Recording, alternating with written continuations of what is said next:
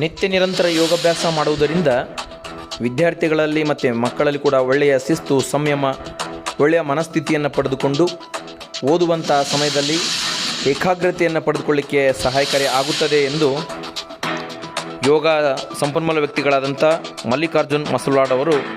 ಯೋಗ ತರಬೇತಿಯಲ್ಲಿ ತಮ್ಮ ಅಭಿಪ್ರಾಯವನ್ನು ವ್ಯಕ್ತಪಡಿಸಿದರು. ಝೇವಿಯರ್ ಕಾಲೇಜ್ ಆವರಣದಲ್ಲಿ ಝೇವಿಯರ್ ಕಾಲೇಜ್ ಆಯೋಜಿಸಿರುವ 2025-26ನೇ ಸಾಲಿನ NSS ವಿಶೇಷ ಶ್ರಮದಾನ ಶಿಬಿರದಲ್ಲಿ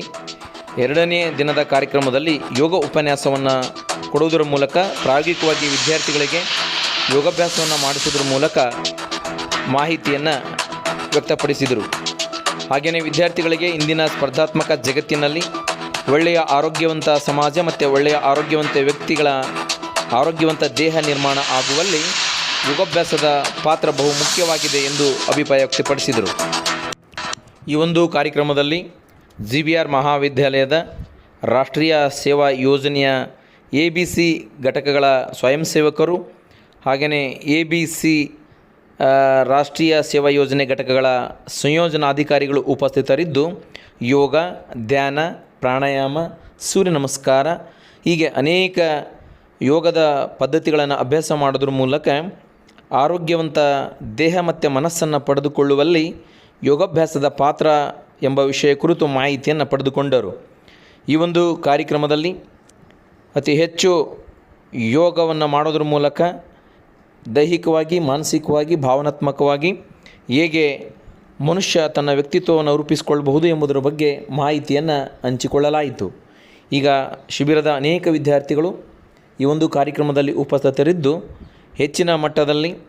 ಈ ಒಂದು ಬೆಳಗಿನ ಜಾವದ ಯೋಗ ತರಗತಿಯಲ್ಲಿ ಭಾಗವಹಿಸಿ ಯೋಗದಿಂದ ರೋಗ ಮುಕ್ತ, ಯೋಗದಿಂದ ಮನಃಶಾಂತಿ, ಯೋಗದಿಂದ ವಿದ್ಯಾಭ್ಯಾಸನ ಮಾಡುವಾಗ ವಿದ್ಯಾರ್ಥಿಗಳ ಮನಸ್ಥಿತಿ ಅನ್ನುವಂಥದ್ದು ಏಕಾಗ್ರತೆ ಪಡೆದುಕೊಳ್ಳುವುದರ ಮೂಲಕ ಓದುವಿಗೆ ಒಳ್ಳೆಯ ಮನಸ್ಸನ್ನು ಪಡೆದುಕೊಳ್ಳಲಿಕ್ಕೆ ಇಂದಿನ ಮೊಬೈಲ್ ಬಳಕೆಯ ಜಂಜಾಟದ ಜೀವನದಲ್ಲಿ ಮೊಬೈಲನ್ನು ದೂರ ಇಟ್ಟು ಪ್ರಶಾಂತವಾದ ವಾತಾವರಣದಲ್ಲಿ ಪ್ರಶಾಂತವಾದ ಮನಸ್ಸಿನೊಂದಿಗೆ ವಿದ್ಯಾಭ್ಯಾಸವನ್ನು ಮಾಡುವ ಕಲೆ ಹೇಗೆ ಎನ್ನುವ ಕುರಿತು ಮಾಹಿತಿಯನ್ನು ಪಡೆದುಕೊಳ್ಳಲಾಯಿತು.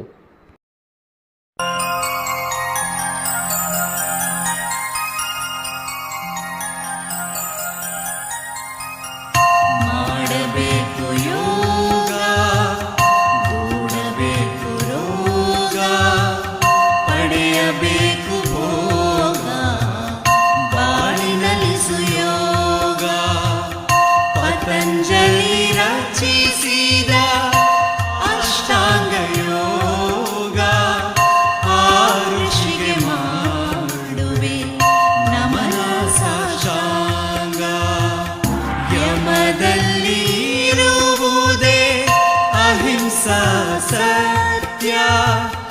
ಆಸ್ತೆಯ ಅಪರಿಗ್ರಹ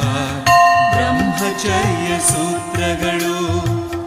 ನಿಯಮದಲ್ಲಿರುವುದೇ ಶೌಚ ಸಂತೋಷ ತಪಸ್ಸು ಸ್ವಾಧ್ಯಾಯ ಈಶ್ವರ ಪ್ರಣಿಧಾನಗಳು